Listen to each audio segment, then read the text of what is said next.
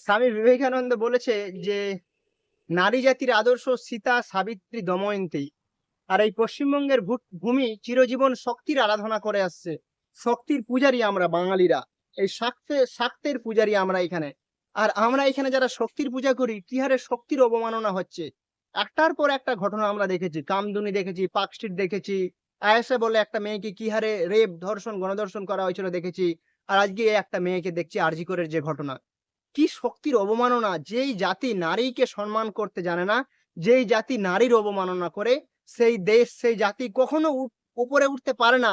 সেই জাতির পতন অনিবার্য। এ আমার কথা না, ঋষি মুনিদের কথা। শক্তির পূজা করেই সমস্ত রাষ্ট্র, সমস্ত জাতি উচ্চ স্থান লাভ করেছে জগতেতে।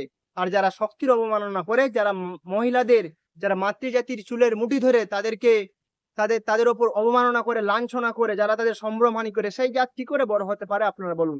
আমরা শক্তি মাত্রেই, মহিলা মাত্রেই, নারী মাত্রে আমার কাছে মা দুর্গা, কালী, লক্ষ্মী, সরস্বতী, সীতা। আমরা সেই জাতির পুজো করি, আর সেই জাতিকে গণধর্ষণ করা হচ্ছে। একদিকে তো আপনারা দিচ্ছেন লক্ষ্মীর ভাতা, আর একদিকে সেই লক্ষ্মীকেই করছেন গণধর্ষণ। একই ধরনের আপনাদের জাস্টিফিকেশন আমি বুঝি না। টাকা দিয়ে মুখ বন্ধ করছেন, লক্ষ্মীর ভান্ডার দিয়ে এদিকে গণধর্ষণ করছেন চার দেয়ালের ভেতরে নিয়ে যে। এ খুব লজ্জাজনক একটা কাহিনী, খুব লজ্জাজনক একটা ঘটনা। পশ্চিমবঙ্গের সমস্ত মানুষের এগিয়ে আসা উচিত।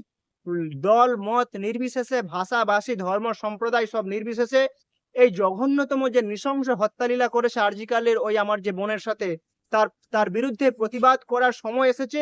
আজকে যদি আপনারা ঘরে বসে থাকেন, আগামীকালে আপনার মেয়ের সাথেও, আপনার স্ত্রীর সাথেও, আপনার মায়ের সাথেও এই একই ঘটনা ঘটতে পারে। সেই ঘটনাটা মনে রেখে আমাদের প্রত্যেকের উচিত এগিয়ে আসা, এবং এই যে জঘন্যতম ঘটনা ঘটেছে, আমাদের উচিত সেই জিনিসের প্রতিবাদ করা। না হলে কিন্তু দিন খুব খারাপ আসছে। যে মায়ের সামনে মেয়েকে গণধর্ষণ করছে, মেয়ের সামনে মাকে গণধর্ষণ করছে, মানে এরকম ঘটনা ভাবা যায় তো মধ্যযুগীয় বর্বরতা। আমরা মনে হয় আমরা তো আমরা নিজেদেরকে মানুষ বলে সমাজের সামনে উপস্থাপন করি। আমরা দু পায়ের মানুষ, আমাদের মাথা আছে, আমাদের ইন্টেলেক্ট আছে, আমরা আমাদের বুদ্ধি দিয়ে সবকিছুকে ডাইসেক্ট করে নিতে পারি। তাহলে এই কি বুদ্ধি আমাদের কাছে, কি মানবিকতা আমাদের! এটাতে পশুর থেকে কোনো অধম জায়গায় চলে এসেছি আমরা। আমার মনে হয় পশুরাও এই সমস্ত জঘন্য কাজ করতে ঘৃণ্য বোধ হবে যতটা না আমরা করি।